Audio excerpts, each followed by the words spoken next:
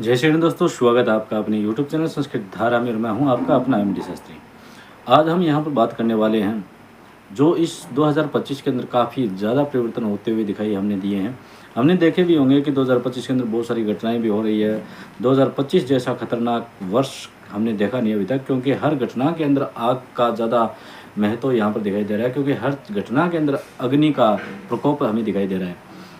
आज हम यहाँ पर बात करेंगे मेष राशि के बारे में, और मेष राशि के सभी जातकों को बहुत बहुत बधाई हो तथा सभी मेष राशि के जातकों को शुभकामनाएं यहाँ पर दे रहे हैं हम।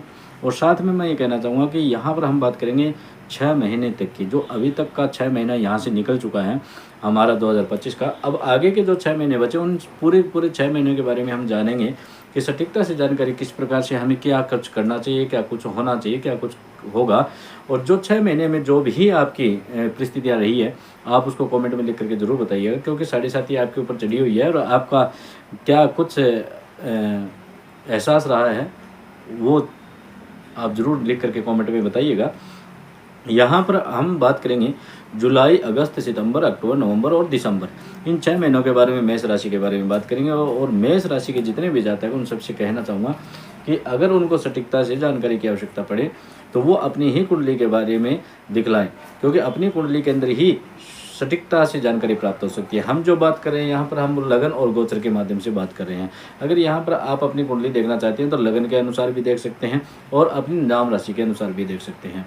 अगर आप नाम राशि के अनुसार देख रहे हैं और लगन आपका कुछ अन्य है, जैसे आपका लगन मेष लगन नहीं है और आपका लगन तो तुला है और आपकी राशि मेष राशि है, तो आपको तुला भी देखना चाहिए और मेष राशि को भी देखना चाहिए, क्योंकि मेष आपकी राशि हो गई और लगन आपका तुला हो गया। तो दोनों को ही आपको देखना, और निरंतर हम वीडियो डालेंगे जिसके अंदर आपको प्रत्येक लगन की कुंडली आपको यहाँ पर मिलेगी। और हम यहाँ पर आपको पूर्ण रूप से जानकारी देने की, आपसे वार्तालाप करने की, आपसे कुछ जानने की और आपको कुछ बताने की यहाँ पर कोशिशें करेंगे।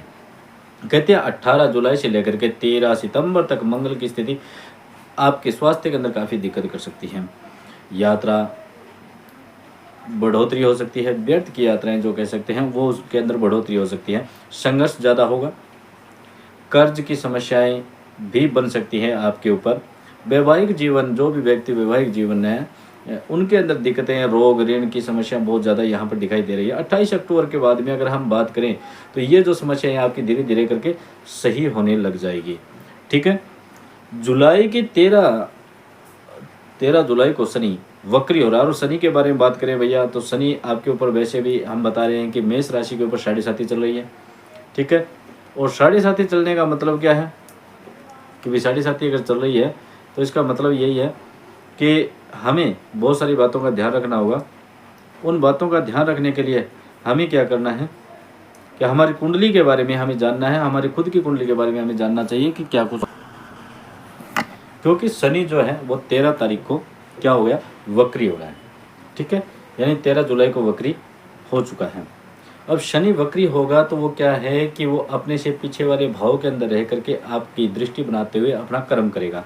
और यहाँ पर नौकरी, भूमि इत्यादि इन्हीं सभी के अंदर आपको काफ़ी अच्छा लाभ देता हुआ यहाँ पर शनि दिखाई दे रहा है, क्योंकि आपके लिए मानते इस बात को 7.5 जरूर चल रही है, परंतु शनि जो है आपके कैरियर भाव में विराजमान हो रहे हैं। और कुंडली में अगर आपके शनि भी सही हैं और यहाँ पर भी सही हैं तो इसका मतलब आपको पॉजिटिव रिजल्ट मिलना ही निश्चित है।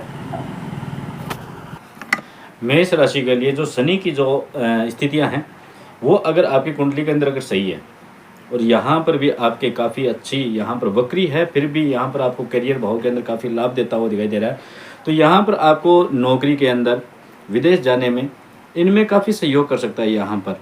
और दूसरी बात, जो भी बच्चे हैं नौकरी लगने के लिए ही प्रैक्टिकल कर रहे हैं या फिर जो भी अपनी एग्जाम की तैयारी कर रहे हैं उनके लिए भी काफ़ी अच्छा यहाँ पर लाभ दिखाई देता हुआ दिखाई दे रहा है। क्योंकि शनि भगवान जो है खुद स्वयं कभी भी खराब नहीं होते, उनकी दृष्टि खराब होती है। उनकी दृष्टि जहाँ पर पड़ती है वहाँ हो सकता है किसी प्रकार से हमारी लॉस हो सकता है, परंतु शनि की स्थिति अगर आपकी खुद की कुंडली के अंदर भी अच्छी है और यहाँ पर भी लगन के हिसाब से भी अच्छी दिखाई दे रही है तो इसका मतलब है आपको पॉजिटिव रिजल्ट मिलना निश्चित रूप से है। अब कहते हैं कि अगर कुंडली के अंदर आपके शनि खराब है, पहचाने कैसे, तो कहते हैं कि अगर शनि आपका कुंडली के अंदर नीच राशि के अंदर स्थित है तो आपकी नौकरी छूट जाना, आपके अंदर अस्थिरता रहना, आप एक जगह नहीं रुकने वाले, आपकी इच्छाएं प्रबल होना, बहुत ज़्यादा इच्छा प्रबल होगी, जिसमें सफलता भी मिलेगी। ऐसी बात नहीं मिलेगी, सफलता मिलेगी अगर शनि आपका अच्छा है तो। अगर खराब है तो नौकरी छूटने की स्थिति अगर यहाँ पर बनती हुई दिखाई दे रही है। शनि कोई अन्य कार्य करने के लिए भी आपको उत्साहित करेंगे, यानी आप एक कार्य के ऊपर डिपेंड न रह करके किसी अन्य कार्य की भी आप खोज करेंगे, जिसको आप करने की कोशिश भी करेंगे। दूसरी बात, अगर हम यहाँ पर बात कर लें कि शनि आपको विदेश से संबंधित लंबी यात्राएं भी यहाँ पर करवाने की दिखाई दे रहे हैं कि भी आपको लंबी यात्रा करनी पड़ सकती है। थोड़ी आपके अंदर नेगेटिविटी भी आ सकती है। नेगेटिविटी ये है कि आप कहीं पर पैसे लगा रहे हैं, सोच रहे हैं कि क्या पता ये पैसे वापस आएंगे या नहीं आएंगे, या ये काम होगा या नहीं होगा। ऐसी नेगेटिविटी आपको नहीं लानी है, क्योंकि हमेशा हमें पता है कि हमारी सोच के अनुसार ही हमारे कार्य होते हैं। अगर हमारे अंदर नेगेटिविटी आई तो उस कार्य के अंदर भी नेगेटिविटी ज़रूर बढ़ेगी। विद्यार्थी अगस्त से सितंबर तक थोड़ा सा आपका समय जो है वह खराब रह सकता है, और 28 अक्टूबर के बाद में आपका समय बहुत अच्छा रहने वाला है, जिससे आप एग्जाम की तैयारी करें उसके अंदर आपको सफलता मिल सकती है। संतान और सरकारी नौकरी के अंदर सूर्य भगवान आपको बहुत अच्छा लाभ देते हुए यहाँ पर दिखाई दे रहे हैं, और कहते हैं कि साल के अंत में जाकर के सूर्य भगवान आपको काफ़ी अच्छा लाभ देते हुए यहाँ पर दिखाई देंगे। और वैसे बात करते हैं बृहस्पति की, बृहस्पति भी मिथुन राशि के अंदर गोचर कर रहे हैं, जिसके कारण से आपके तृतीय स्थान के ऊपर भगवान सूर्य बृहस्पति भगवान है जो बैठे हुए हैं, जो आपको मांगलिक कार्य करने में काफ़ी उत्साहित करेंगे। आपके घर के अंदर विवाह का उत्सव बनना या मांगलिक कार्य होना, पूजा पाठ होना, ब्राह्मणों के माध्यम से पूजा पाठ होना, हो सकता है कि आपके घर में कोई संतान उत्पन्न हो जिसका नामकरण के लिए आप पूजा पाठ करवाएं, हो सकता है कि आपके घर में कोई विवाह का योग हो। आपके भी विवाह का योग यहाँ पर बनता हुआ दिखाई दे रहा है, जिनके भी शनि का और सूर्य का, बृहस्पति का, इनका अच्छा प्रभाव यहाँ पर दिखाई दे रहा है। लगन के अनुसार ये अगर खुद की कुंडली के अंदर भी बना हुआ है तो आपके यहाँ पर विवाह का योग बनता है दिखाई दे रहा है। यहाँ पर आपको एक चीज़ और बता देता हूँ कि ये जो बृहस्पति बैठे हैं, ये बृहस्पति आपके भाग्य भाव को भी देख रहे हैं, जिसके कारण से आपको काफ़ी लाभ यहाँ पर मिलता हुआ दिखाई दे रहा है। जिस भी भाई का विवाह नहीं हुआ उसका विवाह होने का योग यहाँ पर मेष राशि के अंदर दिखाई दे रहा है। और दूसरी बात है, जो सरकारी नौकरी के लिए तैयारी कर रहे हैं और जो अन्य कार्य के अंदर भी लगे हुए हैं, उनको भी काफ़ी सफलता यहाँ पर मिलती हुई दिखाई दे रही है। फिर कहते हैं कि यहाँ पर संतान का और प्रॉपर्टी में कुछ ना कुछ योगदान होने का, यानी कहीं ना कहीं कुछ ना कुछ प्रॉपर्टी आप खरीदने की कोशिश कर रहे थे इतने वर्षों तक, वो अगर नहीं बन पा रही थी तो अब आपकी वो प्रॉपर्टी बनने का भी योग यहाँ पर दिखाई दे रहा है। काफ़ी प्रबल योग यहाँ पर दिखाई दे रहे हैं। राहु की बात करें, राहु आपके लाभ भाव में विराजमान है। भाई एकादश भाव के अंदर जब भी राहु बैठता है ना, उसको कभी भी खराब नहीं बताया जाता। कहते हैं कि राहु कुछ ना कुछ देता ही रहता है, और अगर एकादश भाव में बैठ जाए तो बहुत कुछ देने की उसकी क्षमता होती है। अगर जिस प्रकार लगन इस गोचर और लगन कुंडली के अनुसार अगर आपके एकादश भाव में राहु बैठे हैं, वैसे ही राहु अगर आपके सही और अच्छे स्थान पर, शुभ स्थान पर बैठे हों, तो आपको यहाँ पर लाभ मिलने से कोई रोक ही नहीं सकता है।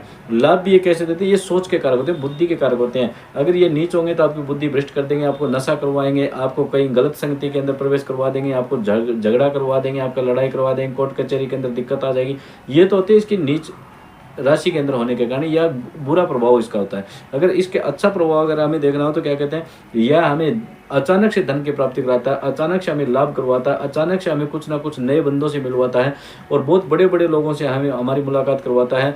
सट्टे में, जुए में इत्यादि में जो शॉर्टकट से धन कमाने की जो होती है ना, उसके अंदर काफ़ी अच्छा हमें लाभ होने लग जाता है। लेकिन मैं चाहता हूँ कि ऐसा काम करना नहीं भैया, ये सब गलत काम होते हैं। लेकिन लॉटरी इत्यादि के अंदर भी काफ़ी लाभ मिलता हुआ यहाँ पर दिखाई देता है। परंतु यहाँ पर एक चीज़ और है कि राहु के कारण आप असंतुष्ट रहोगे धन के प्रति आप असंतुष्ट रहोगे। चाहे आपके पास कितना भी धन आए, लेकिन आप संतुष्ट नहीं होंगे, धन के प्रति काफ़ी असंतुष्ट रहेंगे। भाग्य के ऊपर बृहस्पति की दशा और दृष्टि होने के कारण आपको काफ़ी लाभ मिलेगा। आप मांगलिक कार्य आपके घर में होंगे, और आपका भाग्य साथ देगा तो आपको जॉब में और विवाह के योग भी यहाँ पर बहुत अच्छे और बहुत ज़्यादा प्रबल योग बनते हुए दिखाई दे रहे हैं। शनि के कारण हो सकता है कि आपके स्वास्थ्य में 2025 के अंतिम जो 2 महीने उसके अंदर स्वास्थ्य में थोड़ी दिक्कत आ सकती है। तो भैया मैं आपसे यही कहना चाहूँगा कि आप शनि का उपाय निरंतर करते रहिएगा, ठीक है।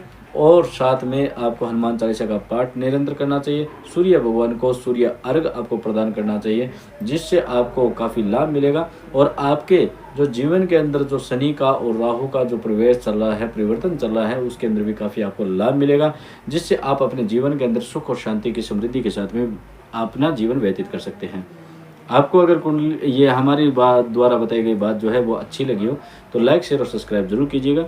और भविष्य की सटीकता से जानकारी पाने के लिए भैया मैं आपको बार बार कहता हूँ, खुद की स्वयं की जन्म कुंडली के बारे में ही आप चर्चा करवाएं, जिसके अंदर आपकी सटीकता जानकारी प्राप्त हो सकती है। जय श्री गणेश, हर हर महादेव।